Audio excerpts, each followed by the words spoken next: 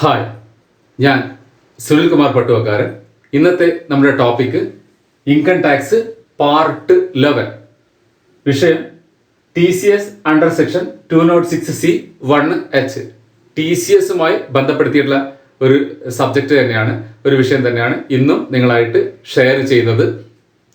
നിങ്ങൾക്കറിയാം, പാർട്ട് 8 തൊട്ടിട്ട് part 8, 9, 10 മുതലായവയൊക്കെ TCSുമായി ബന്ധപ്പെടുത്തിയിട്ടുള്ള class തന്നെയാണ് ചെയ്തിരിക്കുന്നത്. കാരണം ആ TCSന്റെ വിഷയം വന്ന സമയം തൊട്ടിട്ടുള്ള സംശയങ്ങളാണ് പല ക്ലാസ്സിലൂടെയും നമ്മൾ ഡിസ്കസ് ചെയ്തത്. അതിന്റെ ബേസിക് പറഞ്ഞു, CBDT ഇഷ്യൂ ചെയ്ത ക്ലാരിഫിക്കേഷനെ കുറിച്ച് ഡിസ്കസ് ചെയ്തു.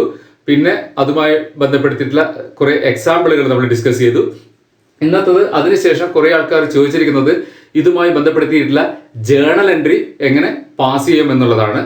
അത് ആ കാര്യങ്ങളാണ് ഇന്ന് നിങ്ങളുമായിട്ട് ഞാൻ ഡിസ്കസ് ചെയ്യുന്നത്, ഷെയർ ചെയ്യുന്നത്. നോക്കൂ, സ്മാർട്ട് ഫൈനാൻസ് മാനേജർ എന്ന ചാനൽ ഇതുവരെ സബ്സ്ക്രൈബ് ചെയ്യാത്തവർ എത്രയും പെട്ടെന്ന് സബ്സ്ക്രൈബ് ചെയ്യുക. കാരണം ഇനി വരുന്ന എല്ലാ പ്രധാനപ്പെട്ട വീഡിയോസും ഇൻകം ടാക്സിന്റെയും GSTയുടെയും TDSന്റെയും TCSന്റെയും ഒക്കെ എല്ലാ പ്രധാനപ്പെട്ട വീഡിയോസിന്റെ നോട്ടിഫിക്കേഷൻ നിങ്ങൾക്ക് മുടങ്ങാതെ ലഭിക്കുന്നതായിരിക്കും. നോക്കുക, ഇവിടെ accounting entries for TCS on sale of goods in the books of seller. ഇവിടെ സെല്ലറിന്റെ അക്കൗണ്ട് ബുക്കിൽ എങ്ങനെയാണ് എൻട്രി പാസ് ചെയ്യുന്നത് എന്നതാണ് നമ്മൾ ഡിസ്കസ് ചെയ്യുന്നത്. കാരണം TCS ആരാണ് കളക്ട് ചെയ്യുന്നത്? സെല്ലറാണ് കളക്ട് ചെയ്യുന്നത്. അതുകൊണ്ട് സെല്ലറിന്റെ ബുക്കിൽ എങ്ങനെയാണ് അക്കൗണ്ട് ചെയ്യുക എന്നുള്ളതാണ് നോക്കുന്നത്. In the books of seller transaction, ഇവിടെ 2 ട്രാൻസാക്ഷൻ ആണ് നമ്മൾ ഡിസ്കസ് ചെയ്യുന്നത്.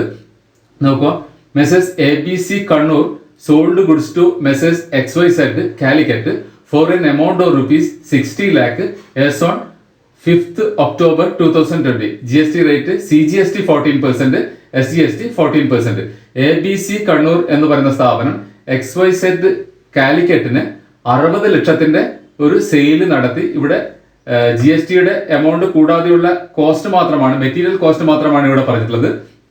അക്കൗണ്ട് ചെയ്യുമ്പോൾ ആ GSTയുടെ എമൗണ്ടും കൂടി കൂട്ടിയ എമൗണ്ട് ആണ് ടോട്ടൽ റിസീവബിൾ ആയിട്ട് വരിക. അത്രയും എമൗണ്ട് ആയിരിക്കും XYZ കാലിക്കറ്റ് ABC കണ്ണൂരിന് കൊടുക്കേണ്ടി വരിക.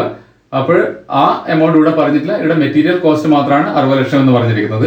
ഇനി second transaction, sales consideration received by messrs ABC Kannur from XYZ Calicut is ₹55 lakh on 10th October 2020.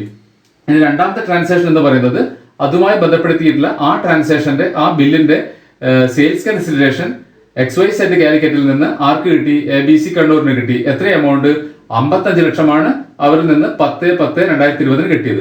ഇങ്ങനെയുള്ള 2 ട്രാൻസാക്ഷൻ ആണ് നമ്മൾ എങ്ങനെയാണ് ജേർണലൈസ്, ഫുൾ ഇതിൽ ജേർണലൈസ് ചെയ്യുക എന്നുള്ളതാണ് നോക്കുന്നത് TCSുമായി ബന്ധപ്പെടുത്തിയിട്ട്. നോക്കുക, ആദ്യത്തെ 5 എൻട്രിയാണ് ഇവിടെ നമ്മൾ ഡിസ്കസ് ചെയ്യുന്നത്. ഇതിൽ ആദ്യത്തെ 2 എൻട്രിയും GST തുടങ്ങിയ പീരീഡ് തൊട്ടിട്ട് എഴുതുന്ന എൻട്രി തന്നെയാണ്. അതായത് ഒന്ന് സെയിൽസിന്റെ എൻട്രി, 2 അവരിൽ നിന്ന് ഓപ്പോസിറ്റ് പാർട്ടിയിൽ നിന്ന് സെയിൽസ് കൺസിഡറേഷൻ റിസീവ് ചെയ്യുന്ന എൻട്രി. 2 എൻട്രിയും TCSുമായി ബന്ധപ്പെടുത്തിയിട്ട് ഒരു ചേഞ്ചും ഇല്ല. എന്താണ്, നിങ്ങൾ GST തുടങ്ങിയ കാലം തൊട്ടിട്ട് എഴുതുന്ന എൻട്രി തന്നെയാണ്. എന്നെങ്കിലും തുടക്കം മുതൽ പറഞ്ഞു പോവുക എന്നുള്ളത് കൊണ്ട് അങ്ങനെയാണെങ്കിൽ കുറച്ചും കൂടി സംശയം മറ്റുള്ളവർക്ക് ഒഴിവാകും. അല്ലെങ്കിൽ കുറച്ച് ജൂനിയർ ആയിട്ടുള്ള ആൾക്കാർക്ക് എപ്പോഴും അതിന് മുന്നിൽ വേറെ എൻട്രി വരാനുണ്ടോ എന്നൊക്കെയുള്ള സംശയങ്ങൾ ഉണ്ടാവും. അതുകൊണ്ട് ഒരു 2 ട്രാൻസാക്ഷൻ അനലൈസ് ചെയ്തുകൊണ്ട് ഫുൾ പിക്ചറിലൂടെ തന്നെയാണ് നമ്മൾ കടന്നു പോകുന്നത്. മുഴുവൻ എൻട്രിയിലൂടെ തന്നെയാണ് നമ്മൾ കടന്നു പോകുന്നത്. ആദ്യത്തെ എൻട്രി വരിക സെയിൽസിലുള്ള എൻട്രിയാണ്. 5 October 2020 XYZനാണ് 60 ലക്ഷത്തിന്റെ ഗുഡ്സ് വിറ്റിരിക്കുന്നത്. നോക്കുക, എന്ത് ചെയ്തു? ഡെബിറ്റ് ചെയ്തു. XYZ കാലിക്കറ്റിനെ ഡെബിറ്റ് ചെയ്തു, സെയിൽസിനെ ക്രെഡിറ്റ് ചെയ്തു. 60 ലക്ഷം എഴുതിക്കൊണ്ട് സെയിൽസിനെ ക്രെഡിറ്റ് ചെയ്തു. അതുമായി ബന്ധപ്പെടുത്തിയിട്ടുള്ള അതുമായി ബന്ധപ്പെടുത്തിയിട്ടുള്ള ഔട്ട്പുട്ട് CGST, ഔട്ട്പുട്ട് SGST 8,40,000, 8,40,000 അതിനെയും ക്രെഡിറ്റ് ചെയ്തു. അതിന്റെ ടോട്ടൽ 60 ലക്ഷം പ്ലസ് 8,40,000 പ്ലസ് 8,40,000 ടോട്ടൽ എമൗണ്ടിന് ആരുടെ പേരിൽ ഡെബിറ്റ് കാണിച്ചു? XYZ കാലിക്കറ്റിന്റെ പേരിൽ ഡെബിറ്റ് കാണിച്ചു. 76,80,000 ആണ് ഈ ഇൻവോയ്സുമായി ബന്ധപ്പെടുത്തിയിട്ട് 60 ലക്ഷത്തിന്റെ സെയിലുമായി ബന്ധപ്പെടുത്തിയിട്ട് മുഴുവൻ amount, total amount XYZ Calicut ABC കണ്ണൂരിന് കൊടുക്കാനുള്ള എമൗണ്ട്. ഇനി സെക്കൻഡ് ട്രാൻസാക്ഷൻ നോക്കുക, sales consideration received by messrs ABC Kannur from XYZ Calicut is ₹55 lakh on 10th October 2020. ഇനി 5 ഒക്ടോബറിന് വിറ്റതിന്റെ പൈസ 10 ഒക്ടോബറിന് മുഴുവനല്ല 55 ലക്ഷമാണ് കിട്ടുന്നത്. ഏകദേശം പാർട്ട് പേയ്മെന്റ് തന്നെ പറയാം, ആ രീതിയിലാണ് കിട്ടുന്നത്. At the time of receiving sale consideration, അതായത് 10 ഒക്ടോബറിന് നിങ്ങൾ എഴുതേണ്ട എൻട്രി, അത് ബാങ്കിൽ അവരുടെ ചെക്ക് ട്രാൻസ്ഫർ വരുന്ന സമയത്ത് നിങ്ങളുടെ ബാങ്ക് അക്കൗണ്ടിനെ ഡെബിറ്റ് ചെയ്തു, ഓപ്പോസിറ്റ് പാർട്ടി XYZ കാലിക്കറ്റിനെ ക്രെഡിറ്റ് ചെയ്തു. കാരണം ആദ്യം നമ്മൾ 76,80,000 ഡെബിറ്റ് ചെയ്തിട്ടുണ്ടായിരുന്നു, തരാൻ ഉണ്ട് എന്ന് പറഞ്ഞിട്ട്. പിന്നെ നമ്മൾ എന്ത് ചെയ്തു, 55 ലക്ഷം തരുമ്പോൾ അത്രയും എമൗണ്ടിൽ നിന്ന് കുറച്ച് കാണിക്കണമല്ലോ. ഇവിടെ ഡെബിറ്റ് ചെയ്തതിന്റെ ഓപ്പോസിറ്റ് ആയിട്ട് എന്ത് ചെയ്തു, ക്രെഡിറ്റ് കാണിച്ചു. XYZ കാലിക്കറ്റ് എത്ര തന്നിട്ടുണ്ട്, 55 ലക്ഷം തന്നിട്ടുണ്ട് എന്ന് പറഞ്ഞ് കാണിച്ചു. അപ്പോൾ ബീങ് സെയിൽസ് നരേഷൻ കൊടുത്തു, being sales consideration received from message XYZ Calicut. ഈ പോയിന്റിലാണ് നിങ്ങൾക്ക് സെല്ലർക്ക് TCS കളക്ട് ചെയ്യാനുള്ള ലയബിലിറ്റി വരുന്നത്. എപ്പോഴാണ്, at the time of receiving sales consideration. Sales consideration receive ചെയ്യുന്ന മാത്രയിലാണ് സെല്ലറിന് ബയറിൽ നിന്ന് TCS കളക്ട് ചെയ്യാനുള്ള ലയബിലിറ്റി വരുന്നത്. അതുകൊണ്ട് ഈ പോയിന്റ് ഇമ്പോർട്ടന്റ് ആണ്. ഇനി ഇവിടെ വെച്ചിട്ടാണ് നമ്മൾ ഡിസൈഡ് ചെയ്യേണ്ടത്, തീരുമാനിക്കേണ്ടത് ഏത് എമൗണ്ടിന്റെ മുകളിലാണ് TCS ABC കണ്ണൂർ കളക്ട് ചെയ്യേണ്ടത്. ഇവിടെ സെല്ലർ ABC കണ്ണൂർ ആണല്ലോ. അപ്പോൾ എത്ര എമൗണ്ടിന്റെ മുകളിലാണ് നിങ്ങൾക്കറിയാം. ലാസ്റ്റ് ഒരു 3 ക്ലാസ്സുകളിലാണ് നമ്മൾ കണ്ടിന്യൂസ് ആയിട്ട് വളരെ ഡീറ്റെയിൽ ആയിട്ട് ഡിസ്കസ് ചെയ്തതാണ്. ഇതിൽ ത്രെഷോൾഡ് എമൗണ്ട് എന്ന് പറയുന്നത് 50 ലാഖാണ്. അങ്ങനെയാണെങ്കിൽ ആ 50 ലാഖ് ഏതിൽ നിന്ന്, ഇതാണ് ഫസ്റ്റ് ട്രാൻസാക്ഷൻ എന്നുള്ള രീതിയിലാണ്. കാരണം ഇതിനു മുമ്പിൽ ഈ ഒക്ടോബറിന് മുമ്പിൽ ABCയും XYZും തമ്മിലുള്ള ട്രാൻസാക്ഷൻ ഒന്നുമില്ല. അതുകൊണ്ട് തന്നെ ത്രെഷോൾഡ് വേറെ എമൗണ്ട് എന്നല്ല കിഴിക്കേണ്ടത്, ഈ എമൗണ്ടിൽ നിന്ന് തന്നെയാണ് കിഴിക്കേണ്ടത്. അങ്ങനെയാണെങ്കിൽ ഈ ഫസ്റ്റ് ട്രാൻസാക്ഷനിൽ 55 ലക്ഷമാണ് കിട്ടിയിരിക്കുന്നത്. ആ 55 ലക്ഷം നിന്ന് 50 ലാഖ് ലെസ് ചെയ്തിട്ട് 5 ലാഖിനാണ് ABC കണ്ണൂർ TCS കളക്ട് ചെയ്യേണ്ടത്. ആ 55 ലക്ഷത്തിൽ നിന്ന് 50 ലക്ഷം ത്രെഷോൾഡ് കിഴിച്ചുകൊണ്ട് ബാക്കി വരുന്ന 5 ലക്ഷത്തിന്റെ മുകളിലാണ് ABC കണ്ണൂർ TCSന്റെ 0.075% അപ്ലൈ ചെയ്തുകൊണ്ട് TCS കളക്ട് ചെയ്യേണ്ടത്. അപ്പോൾ ക്ലിയർ ആണല്ലോ. അതിനുശേഷം നോക്കുക, note, since the TCS liability comes at the time of receipt of sales consideration, now Messrs. ABC Kannur will issue debit note and collect TCS amount from Messrs. XYZ Calicut on the same date or later date. നോക്കുക, നമ്മൾ പഴയ ക്ലാസ്സുകൾ തന്നെ discuss ചെയ്തിട്ടുണ്ട്.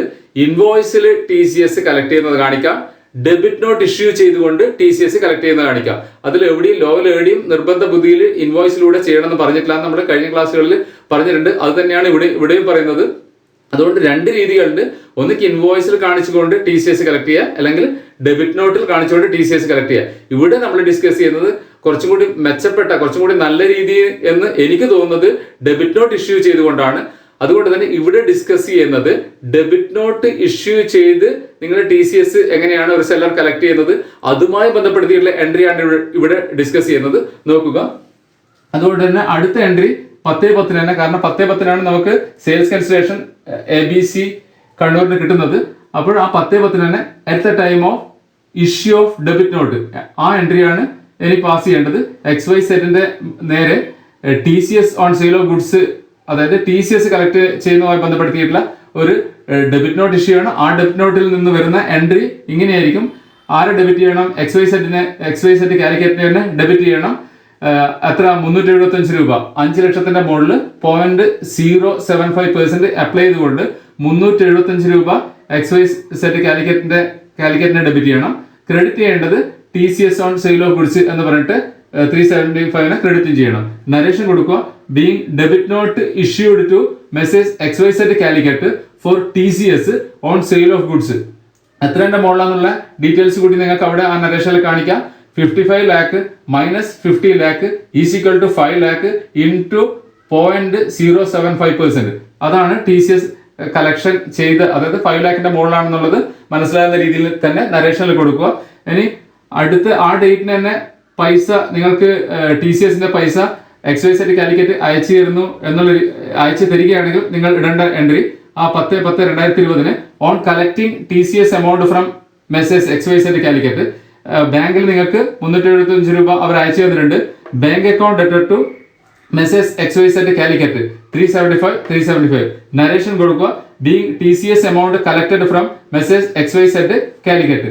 ആ ഡേറ്റിന് തന്നെ നിങ്ങൾക്ക് 375 കിട്ടുക എന്നുള്ളത്. കാരണം എനിക്ക് തോന്നുന്നു ഒരു നിങ്ങൾ വലിയ പാർട്ടിയാണെങ്കിൽ നിങ്ങൾക്ക് ഒരു 4 5 അല്ലെങ്കിൽ അതിൽ കൂടുതലോ പാർട്ടികൾ ഉണ്ടെങ്കിലും വലിയ സ്ഥാപനങ്ങളായിരിക്കും ഈ TCSുമായി ബന്ധപ്പെടുത്തിയിട്ട് ബയേഴ്സിന്റെ ലിസ്റ്റിൽ ഉണ്ടാവുക.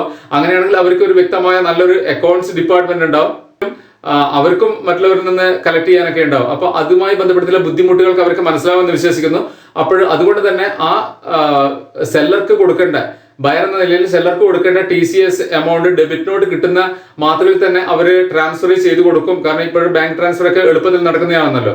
അപ്പോൾ ആ വളരെ ചെറിയ എമൗണ്ട് ആയിരിക്കും. ആ എമൗണ്ട് ബാങ്ക് ട്രാൻസ്ഫർ ചെയ്തുകൊണ്ട് സെല്ലർക്ക് ആ സ്പോട്ടിൽ തന്നെ കൊടുക്കും എന്ന് നമുക്ക് വിശ്വസിക്കാം. അല്ലെങ്കിൽ അതിനു മുമ്പ് തന്നെ ഈ സെല്ലേഴ്സ് എന്ത് ചെയ്യണം, ഈ 4 5 പാർട്ടി അല്ല അതിൽ കൂടുതലുള്ള ബയേഴ്സ് പാർട്ടിയെ ഫോണിൽ ബന്ധപ്പെടുത്തിയിട്ട് ഇതുമായി ബന്ധപ്പെടുത്തിയിട്ടുള്ള സീരിയസ്നെസ് അവരെ ബോധ്യപ്പെടുത്തിക്കൊണ്ട് ആ സ്പോട്ടിൽ തന്നെ TCS കളക്ട് ചെയ്യുന്ന ഒരു രീതിയിലേക്ക് എത്തുക. എന്നിട്ട് എന്ത് ചെയ്യുക, അങ്ങനെ കളക്ട് ചെയ്യുക. മന്ത്ലി കളക്ട് ചെയ്ത എമൗണ്ട് എവിടെ കിടക്കും? TCS on sale of goods എന്ന ലെഡ്ജറിൽ ക്രെഡിറ്റ് സൈഡിൽ ഇങ്ങനെ ടോട്ടൽ ഉണ്ടാവും. ഓരോ ഡേറ്റിനും നിങ്ങൾ ട്രാൻസാക്ഷൻ നടക്കുന്ന മാത്രയിൽ, അതായത് ഈ ത്രഷോൾഡ് കീഴിച്ചിട്ട് കളക്ട് ചെയ്യാൻ ലാബിൾ ആയിട്ടുള്ള പാർട്ടിയിൽ നിന്ന് മാത്രം നിങ്ങൾ, അതായത് ഏത് ബയറാണോ ത്രഷോൾഡ് കഴിഞ്ഞിട്ടുള്ള ഒരു ലിമിറ്റിലുള്ളത് അവരിൽ നിന്ന് നിങ്ങൾ TCS കളക്ട് ചെയ്യുന്ന എമൗണ്ട് ഒക്കെ ഏത് ലെഡ്ജറിൽ പോയും ഈ എൻട്രി പാസ് ചെയ്യുന്നതോടുകൂടി ഏത് ലെഡ്ജറിൽ പോയി പോകും? TCS on sale of goods എന്ന ലെഡ്ജറിലായിരിക്കും, ക്രെഡിറ്റ് സൈഡിലായിരിക്കും ഈ ടോട്ടൽ മുഴുവൻ ഉണ്ടാവുക. ഇനി നിങ്ങൾക്ക് എന്തായിരിക്കും, ആ മാസം അവസാനം നിങ്ങൾക്കറിയാം ഒരു 5 6 അല്ലെങ്കിൽ എത്രയാണോ പാർട്ടി അവരിൽ നിന്ന് കളക്ട് ചെയ്ത എമൗണ്ട് ഈ ലെഡ്ജറിൽ കാണുന്ന ടോട്ടൽ ആയിരിക്കാം. ഇനി ആ എമൗണ്ട് എന്ത് ചെയ്യണം, നെക്സ്റ്റ് മന്ത് 7th ഇവിടെ കണ്ട് ഒക്ടോബർ മാസത്തെ ട്രാൻസാക്ഷൻ ആണ് നമ്മളിവിടെ കാണിച്ചിരിക്കുന്നത്. ബാങ്കിലേക്ക് TCS ഗവൺമെന്റ് അക്കൗണ്ടിലേക്ക് കൊണ്ടുപോയി അടക്കുന്നത് ഇവിടെ ഞാൻ 7th November 2020 എന്നാണ് കാണിച്ചിട്ടുള്ളത്. 7 എന്ന് പറയുന്ന ലാസ്റ്റ് ഡേറ്റ് ആണ്. അപ്പൊ 7-നുള്ള ഏത് ദിവസത്തിനുള്ളിലും നിങ്ങൾക്ക് ബാങ്കിലേക്ക് കൊണ്ടുപോയി അടക്കാം. ഫസ്റ്റ് തൊട്ടിട്ട് 7th വരെയുള്ള ഡേറ്റിന് നിങ്ങൾക്ക് കൊണ്ടുപോയി അടക്കാം. 7th അടക്കണം എന്നുള്ളതാണ്. TCS on sale of goods debtor to bank account എന്ന് പറഞ്ഞിട്ട് ആ 375 TCS ഗവൺമെന്റ് അക്കൗണ്ടിലേക്ക് ഡെപ്പോസിറ്റ് ചെയ്തിട്ടുണ്ട്. അപ്പോൾ ഇത് ഇവിടെ ഒറ്റ ട്രാൻസാക്ഷൻ മാത്രമേ ഞാൻ എടുത്തിട്ടുള്ളൂ. ആ 5 lakh മോഡുള്ള 375 ആണ് ഇവിടെയും പറയുന്നത്. അങ്ങനെയല്ല, നിങ്ങൾക്ക് ചിലപ്പോൾ ഒന്നിൽ കൂടുതൽ ട്രാൻസാക്ഷൻ നിങ്ങൾക്ക് ഉണ്ടായിരിക്കാം, ഒന്നിൽ കൂടുതൽ പാർട്ടി ആവുമായിരിക്കും. അങ്ങനെയാണെങ്കിൽ ആ TCS on sale of goods എന്ന ലെഡ്ജറിന്റെ എൻഡിൽ മന്ത് എൻഡിൽ എത്രയാണോ എമൗണ്ട് വന്ന് നിൽക്കുന്നത് ആ ടോട്ടൽ എമൗണ്ട് ആണ് നിങ്ങൾ ബാങ്കിലേക്ക് നെക്സ്റ്റ് മന്ത് 7th ട്രാൻസ്ഫർ ചെയ്യേണ്ട എമൗണ്ട്. അങ്ങനെ ട്രാൻസ്ഫർ ചെയ്ത് കഴിഞ്ഞാൽ ആ കളക്ഷനുമായി ബന്ധപ്പെട്ടുള്ള കാര്യങ്ങളൊക്കെ തീർന്നു. ഇനി നിങ്ങൾ എന്ത് ചെയ്യണം, അതുമായി ബന്ധപ്പെടുത്തിയിട്ട് ക്വാർട്ടേർലി റിട്ടേൺ ഫയൽ ചെയ്യാനുണ്ട്. ക്വാർട്ടേർലി റിട്ടേൺ എപ്പോഴാണ് ഫയൽ ചെയ്യേണ്ടത്, അതിന്റെ ഡേറ്റ് ഒക്കെ ആദ്യത്തെ പാർട്ട് 8 നമ്മൾ ഡീറ്റെയിൽ ആയിട്ട് ഡിസ്കസ് ചെയ്തിട്ടുണ്ട്. അതേപോലെ തന്നെ സർട്ടിഫിക്കറ്റ് ഇഷ്യൂ ചെയ്യാറുണ്ട് ബയേഴ്സിന്. ആ സർട്ടിഫിക്കറ്റ് ഇഷ്യൂ ചെയ്യേണ്ട ഡേറ്റും അതിൻ്റെ അകത്ത് വളരെ വ്യക്തമായിട്ട് പറഞ്ഞിട്ടുണ്ട്. ഇത്രയുമാണ് TCSന്റെ കളക്ഷനുമായി ബന്ധപ്പെടുത്തിയിട്ടുള്ള ജേണൽ എൻട്രി. ശ്രദ്ധിക്കുക, കാരണം TCS കളക്ഷൻ എന്ന് പറയുന്നത് ഗവൺമെന്റ് ഇഷ്യൂ ചെയ്തിരിക്കുന്ന തന്നെ ടാക്സ് ഇവേഷൻ എങ്ങനെ ചെറുക്കാം എന്നുമായി ബന്ധപ്പെടുത്തിയിട്ടാണ്. അപ്പോൾ ഇത്തരം മെഷേഴ്സ് ഒരുപാട് ഓൾറെഡി തന്നെ ഉണ്ട്. ഇനിയും ഇങ്ങനെയുള്ള പല മെഷേഴ്സും ഗവൺമെന്റ് ഇൻകം ടാക്സിലും GSTയിലും TDSലൊക്കെ ആയിട്ട് വരുത്തിച്ചു കൊണ്ടിരിക്കുന്നുണ്ട്. മാത്രമല്ല ഇതെല്ലാം ഒരു സിംഗിൾ അക്കൗണ്ട് എന്നുള്ള രീതിയിൽ, പണ്ട് ഇൻകം ടാക്സുമായി ബന്ധപ്പെടുത്തിയുള്ള കാര്യങ്ങളൊക്കെ വേറെ ഒരു ഡിപ്പാർട്ട്മെന്റ് അതുമാത്രമായി ബന്ധപ്പെടുത്തിയിട്ടായിരുന്നു. ആ ഡീറ്റെയിൽസ് ഒന്നും ഒരിക്കലും സെയിൽ ടാക്സുമായി ബന്ധപ്പെട്ടവർക്ക് ലഭിച്ചിരുന്നില്ല. അതേപോലെ തന്നെ TDSന്റെ വേറൊരു ഡിപ്പാർട്ട്മെന്റ് പോലെയായിരുന്നു. TCS വേറെ ഒരു, അങ്ങനെയൊക്കെ എല്ലാം വേറെ വേറെ രീതിയിലായിരുന്നു. ഇന്ന് അങ്ങനെയല്ല. ഇന്ന് എല്ലാ ഡീറ്റെയിൽസും എല്ലാവർക്കും അറിയുന്ന രീതിയിലാണ്. ഇൻകം ടാക്സുകാർക്ക് TCSൽ എന്ത് സംഭവിക്കുന്നു, TDSൽ എന്ത് സംഭവിക്കുന്നു, GSTയിൽ എന്ത് സംഭവിക്കുന്നു, അങ്ങനെയുള്ള എല്ലാ ഡീറ്റെയിൽസും ആർക്ക് കിട്ടും? ഇൻകം ടാക്സുകാർക്ക് കിട്ടും. അതുപോലെ തന്നെ GSTക്കാർക്ക് ഇൻകം ടാക്സിൽ എന്താണ് നടക്കുന്നത്, TCSൽ എന്താണ് നടക്കുന്നത്, TDSൽ എന്താണ് നടക്കുന്നത്, മറ്റുള്ള ട്രാൻസാക്ഷൻ നമ്മളുമായി ബന്ധപ്പെട്ടിട്ടുള്ള എല്ലാ ഡീറ്റെയിൽസും എല്ലാ ഡിപ്പാർട്ട്മെന്റിനും അറിയാം. അവരെല്ലാ ഡാറ്റാസും അങ്ങോട്ടും ഇങ്ങോട്ടും ഷെയർ ചെയ്യുന്നുണ്ട്. അപ്പോൾ ഇങ്ങനെയുള്ള ഒരു കാര്യങ്ങൾ, അതായത് ഒരു ബയേഴ്സും സെല്ലേഴ്സിന്റെയും ട്രാൻസാക്ഷൻ ഒരു എന്താ പറയുക ട്രാൻസ്പെറന്റ് ആയിട്ട് ടൈംലി നടക്കുന്നുണ്ടെങ്കിൽ മാത്രമേ ഇനിയുള്ള കാലത്ത് അക്കൗണ്ടിങ് വളരെ ഭംഗിയായിട്ട് കൊണ്ടുപോകാൻ പറ്റൂ. അല്ല ഒരാള് സെല്ലർ ഭംഗിയായിട്ടൊക്കെ ചെയ്തു, അതേസമയം ബയർ ചെയ്തിട്ടില്ല, അല്ലെങ്കിൽ ബയറൊക്കെ ഭംഗിയായി ചെയ്തു, സെല്ലർ ചെയ്തില്ല എന്നുള്ള ഈ രണ്ട് പാർട്ടികളും ഒരുപോലെ നീങ്ങിയില്ല എങ്കിൽ ഇനിയുള്ള കാലത്ത് അക്കൗണ്ടിങ് വളരെ ടഫായിരിക്കും. കാരണം അങ്ങോട്ടും ഇങ്ങോട്ടും വളരെ അവരുടെ വർക്കുകൾ ബന്ധപ്പെട്ടിരിക്കുന്നു. ഇനി വരുന്ന കാലഘട്ടങ്ങളിൽ സെല്ലറും പർച്ചേസറും ഒരേ രീതിയിൽ തന്നെ എല്ലാ കാര്യങ്ങളും, പ്രത്യേകിച്ചിട്ട് അക്കൗണ്ട്സ് ടൈമിൽ ഡാറ്റാസ് ലെഡ്ജറൊക്കെ അയച്ചു കൊടുത്തിട്ട് റീകൺസിലൈ ചെയ്യുക, കാര്യങ്ങൾ അങ്ങനെയൊക്കെ ചെയ്തുകൊണ്ട് മുന്നോട്ട് പോകേണ്ടി വരും. അല്ലാത്ത കാലഘട്ടങ്ങളിൽ അക്കൗണ്ടിങ് എന്ന് പറയുന്നത് ഏറ്റവും തലവേദന പിടിച്ച, നൂലാമാല പിടിച്ച ഒരു വലിയ പ്രശ്നമായിട്ടായിരിക്കും ഇയർ എൻഡിൽ. കാരണം ഓഡിറ്റും ടൈമിൽ ചെയ്യാൻ കഴിയില്ല. കാരണം അവർക്ക് ഒരു പാർട്ടിയുടെ മുകളിൽ തന്നെ ഒരുപാട് സമയം ചെലവഴിച്ച് ചെയ്തുകൊണ്ട് ഇത്തരം പ്രശ്നങ്ങളൊന്നും സോർട്ട് ഔട്ട് ചെയ്തെടുക്കാൻ കഴിയില്ല ഓഡിറ്റഡ് ഓഫീസിൽ നിന്നും. അപ്പോൾ ഇനി നിങ്ങളുടെ അക്കൗണ്ട്സ് ഡിപ്പാർട്ട്മെന്റ് തന്നെ വളരെ സ്മാർട്ടായിട്ട് കൊണ്ട് എല്ലാം ക്ലിയർ ആയിട്ട് ചെയ്തുകൊണ്ട് ടൈമിൽ ഓഡിറ്റിന് കൊടുത്തു കഴിഞ്ഞാൽ ഓഡിറ്റും വളരെ സ്പീഡായിട്ട് ചെയ്ത് കിട്ടും.